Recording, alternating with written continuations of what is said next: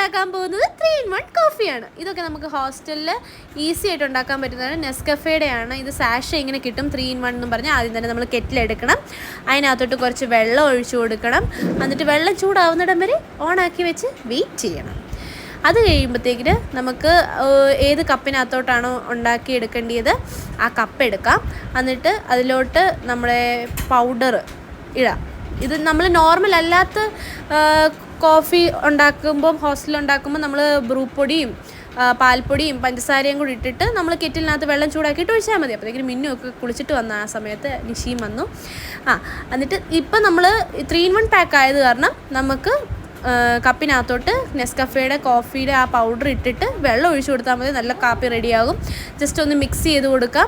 എന്നിട്ട് നമുക്ക് അപ്പം തന്നെ അത് ഡ്രിങ്ക് ചെയ്യാം. അത് നല്ല ടേസ്റ്റാണ്. ആക്ച്വലി നല്ല കാപ്പിയാണത്. ഞങ്ങൾ ഈ മടുത്തൊക്കെ വന്നിട്ടിരിക്കുമ്പോൾ ഹോസ്റ്റലിൽ നമുക്ക് കുടിച്ച് നോക്കാം. ഭയങ്കര ചൂടാണ്. അത് കാരണം എല്ലാവരും ഇങ്ങനെ ഊതുന്നത് പതിയെ ഊതി കുടിക്കുന്നത്.